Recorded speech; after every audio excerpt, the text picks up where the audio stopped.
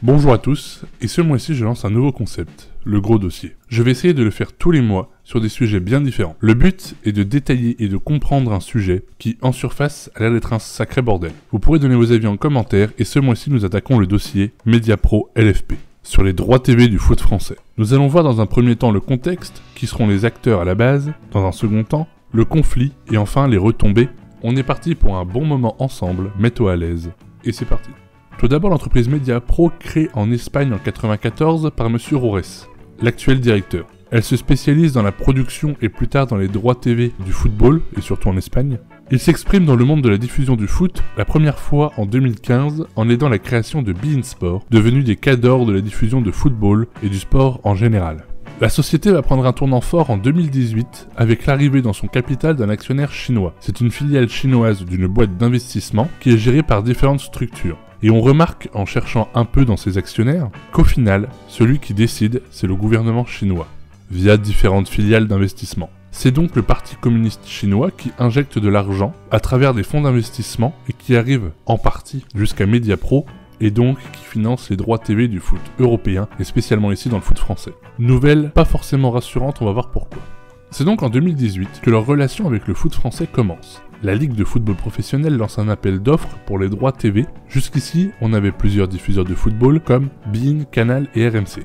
Canal et RMC sont des groupes français alors que beIN est un groupe qatari dirigé par Nasser Al-Khelaifi qui est aussi, entre autres, président du Paris Saint-Germain. Donc finalement, c'était un petit monde où tout le monde se connaissait. L'appel d'offres se fait sur plusieurs packs de matchs, listés par ordre d'importance. Mediapro rafle ainsi 2 des 4 lots, notamment le plus gros, et permet à la Ligue d'atteindre une somme record sur 4 ans de plus de 1,1 milliard pour les 4 lots. 800 millions sont à la charge des Espagnols.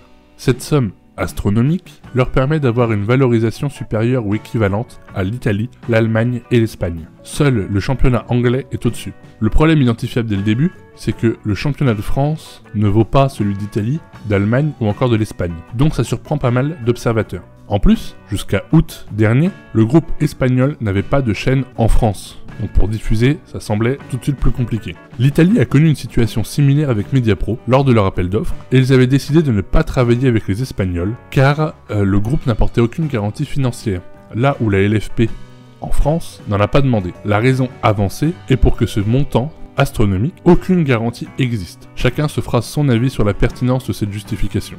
Donc dans un premier temps, beaucoup ont pensé que Mediapro, vu qu'il n'avait pas de chaîne, allait revendre les droits plus cher, rediviser les packs, histoire de faire du bénéfice sur les droits. Seulement, ça a posé 2 problèmes. En premier, personne ne voulait mettre autant sur la Ligue 1, même en divisé.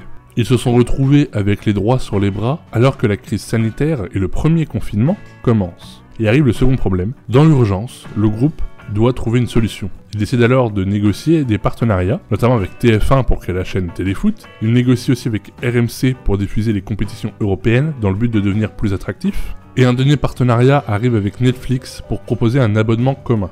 Une annonce est faite pour le prix de l'abonnement, de base, sans réduction. On arrive à 25 € par mois pour le foot français. Cette solution, faite dans l'urgence, ne plaît pas. Et les téléspectateurs refusent de dépenser cette somme, et là commence le vrai problème.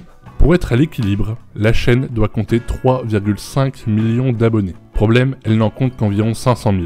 Ce qui provoque une perte d'argent colossale et les échéances des droits TV arrivent. Mediapro demande alors un report et une renégociation des droits. À partir de ce moment-là, on entre dans un duel entre la LFP et M. Rores, sachant que la LFP a changé de direction peu de temps avant, avec l'élection de Vincent Labrune. La Ligue refuse toute négociation, car s'il propose une réduction à la chaîne Téléfoot et aux diffuseurs Mediapro, cela va être catastrophique, car s'il y a une réduction, tous les autres diffuseurs vont la demander. Et donc le trou dans la caisse des clubs et de la Ligue est incroyable, en sachant que les clubs qui ont construit leur budget du mercato dernier et de cette année en cours ont intégré dedans le prix des droits TV actuels, pas renégociés. À ce moment-là, on est à peu près entre le 5 et le 10 octobre, et on voit, en tant qu'observateur, 3 cas de figure. Premier cas, Mediapro respecte son contrat, décide de rentrer dans le rang, et paye les 180 millions d'euros, soit eux, soit leur investisseur chinois. Second cas, la Ligue plie, réévalue le contrat, et réévalue donc tous les autres contrats, ce qui provoque une baisse de revenus et une crise comptable pour les clubs de Ligue 1 et de Ligue 2. Ce cas serait donc catastrophique pour le foot français. Troisième choix, la Ligue ne plie pas, reste sur ses positions, mais Mediapro refuse de payer et reste aussi sur ses positions. Une rupture de contrat est faite, et ouverture d'un nouvel appel d'offres. Des pertes sont à prévoir, c'est presque obligatoire, car personne ne mettra autant que Mediapro sur la Ligue 1. Crise du foot français, mais peut-être moins forte que le choix d'eux, on ne sait pas vraiment. Petite parenthèse, pour enlever ça de suite, l'arrivée des GAFA, que beaucoup ont parlé, n'est pas à prévoir en France pour plusieurs raisons. On parle bien sûr des GAFA dans le domaine de la diffusion du football. La principale raison est que ce n'est pas le moment pour eux de venir sur ce terrain et commencer à diffuser du foot pour certains par le championnat de France, ce n'est pas pertinent. Ils vont privilégier des championnats plus impactants au niveau mondial avec des grosses affiches comme l'Espagne ou l'Angleterre. Bref, c'est mal embarqué pour le foot français. Et ça ne va pas s'arranger, car pour bloquer les processus, Mediapro va saisir la justice pour bloquer toute démarche. La LFP va devoir faire un prêt pour pallier au manque de revenus et payer les clubs, ce qui va créer encore plus de dettes. Tout ce que j'ai dit est aussi très bien expliqué dans l'émission After Foot sur RMC, celle du 8 octobre. Revenons sur la procédure judiciaire. L'entreprise espagnole a saisi le tribunal de commerce de Nanterre pour étudier le contrat et pouvoir le négocier car ils sont placés en incapacité de paiement auprès de la justice. Selon certaines sources, le tribunal ne donnera pas de réponse avant le 7 décembre minimum, ce qui va bloquer la troisième échéance de 152,5 millions d'euros. De quoi poser encore plus de problèmes au club et à la ligue. La LFP pourra rompre le contrat seulement après et surtout en fonction du jugement de Nanterre et des négociations qui ont eu lieu avant. Donc depuis cette saisie de la justice qui arrive à peu près à la mi-octobre, Mediapro ne bouge plus beaucoup et on va donc se concentrer sur la LFP, présidée depuis peu par Vincent Labrune, je le rappelle.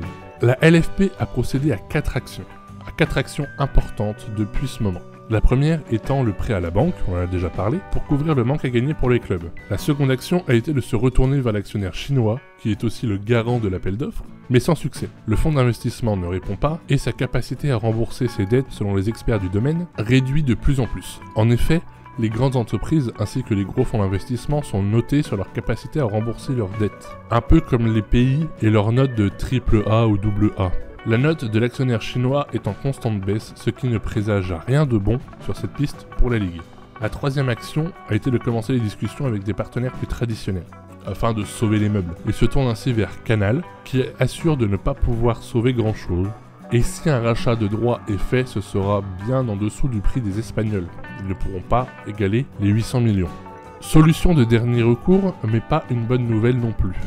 Enfin, pour espérer récupérer de l'argent, la LFP a fait une demande à l'État pour les aider dans leur démarche et faire en sorte que Mediapro paye. Sauf que l'État a répondu par plusieurs biais, notamment Emmanuel Macron qui a refusé de les aider et les invite à traiter avec leurs partenaires historiques que sont Canal, RMC ou beIN.